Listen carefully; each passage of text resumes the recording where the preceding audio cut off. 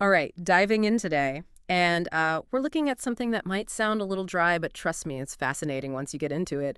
We're going to be talking about the costs involved in actually building a fermentation production plant. Yeah, it's not the most glamorous side of industrial biotech, but if you really want to understand how we get those bio-based products from the lab to, actually being produced on a large scale, well, this is where the rubber meets the road. It really is because, I mean, it doesn't matter how amazing your science is if you can't actually build a facility to produce it, right? Exactly.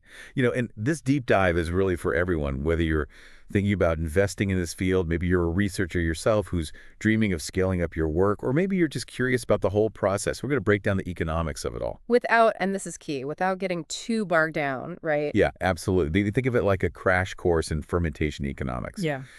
Everything you need to know to understand the kind of capital it takes to make these amazing processes a reality. Love it. Okay, so let's jump right in. Our sources highlight three key areas when it comes to the initial investment for a fermentation facility. First up, we've got fixed capital investment, or FCI for short. Yeah, FCI. That's basically all the physical assets that you're going to need for your facility. Think of it as the bricks and mortar, but also all the fancy equipment inside. So like the building itself, right? Yes, Yeah. exactly.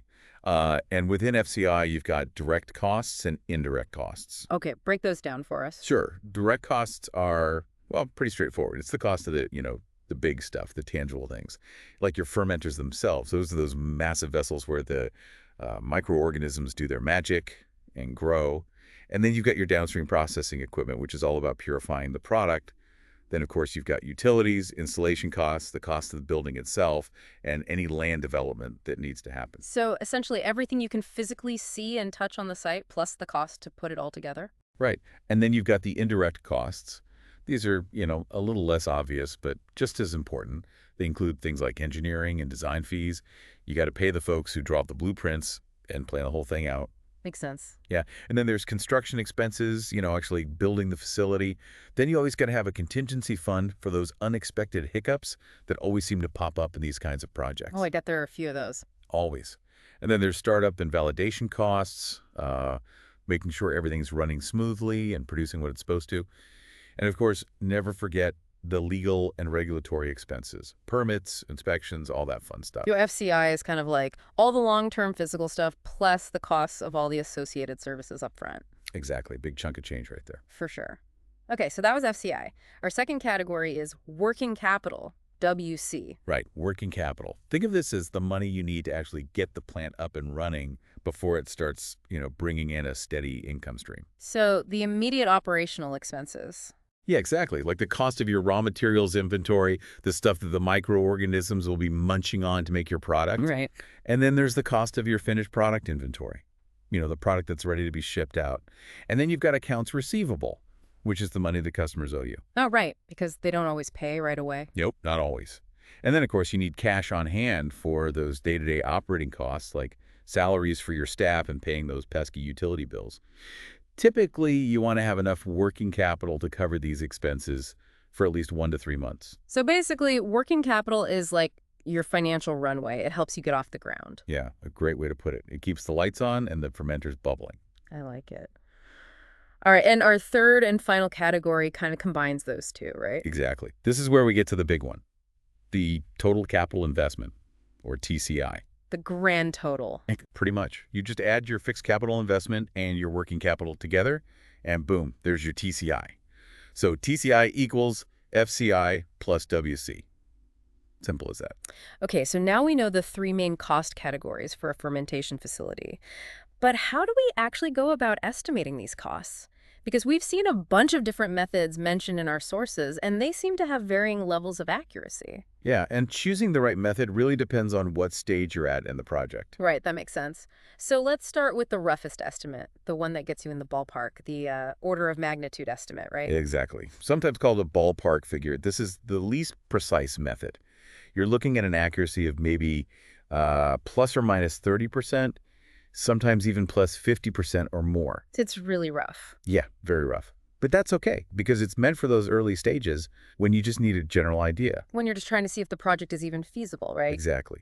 Do we even have enough funding to consider this? Right. Makes sense. So how does an order of magnitude estimate actually work? Well, it's often based on, limited information. You might look at the costs of similar plants that have already been built and then scale those costs up or down depending on the size and complexity of your project. And this was where things like factorial methods come into play. Factorial methods. Yeah, they're essentially equations that use factors to adjust the cost based on different variables. I see. For example, there's the Lang factor method, which estimates the FCI by multiplying the total equipment cost by, well, a factor. And that factor is usually between 3 and 5. Okay. And then there's the 6/10ths rule, which can be used to estimate the cost of a new plant based on, the known cost of a similar plant. And it uses the ratio of their capacities raised to the power of 0.6. This accounts for the fact that costs don't always scale linearly with capacity. So it's more complex than just saying, okay, this plant is twice as big, so it'll cost twice as much. Right. There are economies of scale that can come into play. Okay, that makes sense. So these rough order of magnitude estimates, they're great for those initial checks, but not super accurate. So what's the next level up? Right. So as we move along, we get to the study estimate, or sometimes it's called a preliminary estimate. This one's a bit more refined with an accuracy of, plus or minus 15% to 30%. Better, but still not perfect. Still a decent margin of error there. Yeah, but good enough for the next stage of planning. Okay, so what kind of information goes into a study estimate? Well, you start getting into more specifics. You'll probably have some preliminary flow diagrams, equipment lists, maybe even a few vendor quotes to get a better sense of what things will cost. So you're starting to nail things down a bit more. Exactly. You're still using those factorial methods, but with more accurate data to plug in. This kind of estimate's good for preliminary planning, process selection, and starting to put together an initial budget. Okay, makes sense. So we've gone from rough to a bit more refined. What's the next step up in terms of accuracy? All right, now we're moving into the big leagues.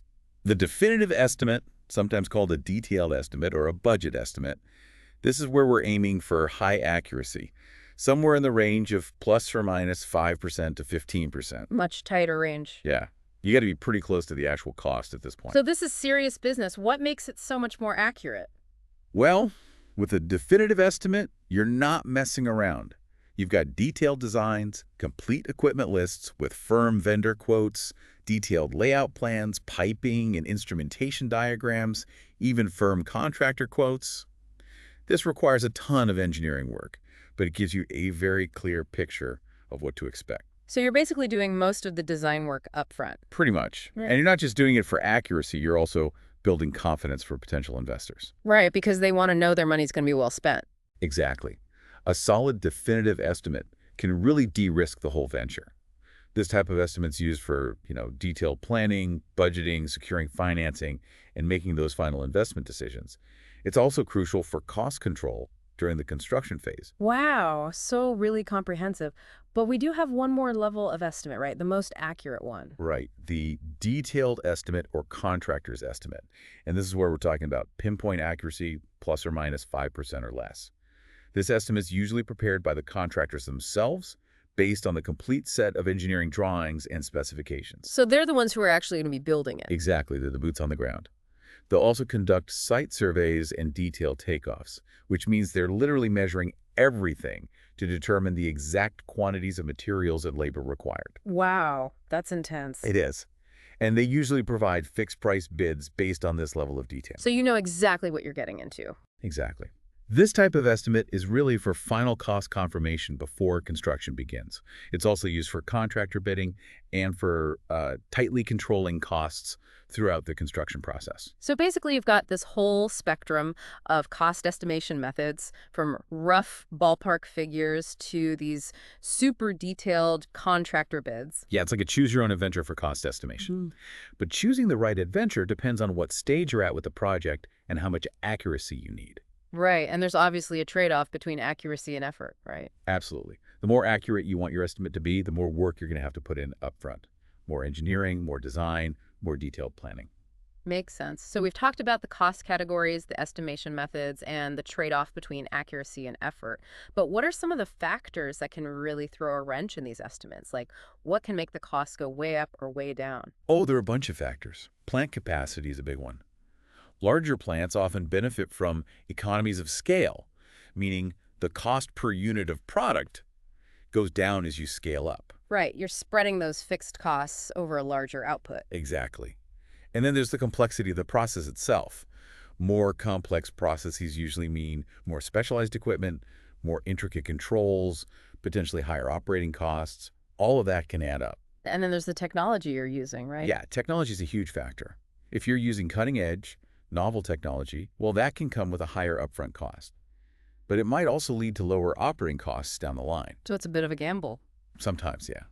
And then there's the materials of construction. Using high-grade stainless steel for your equipment is going to be more expensive than using, less durable materials. But probably more durable in the long run. Exactly.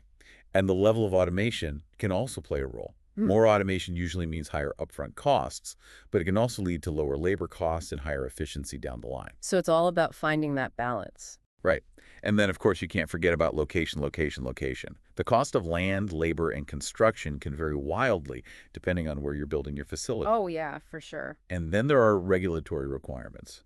Meeting stringent GMP standards, like those required for pharmaceutical production, can significantly add to the costs. And then there's the project timeline.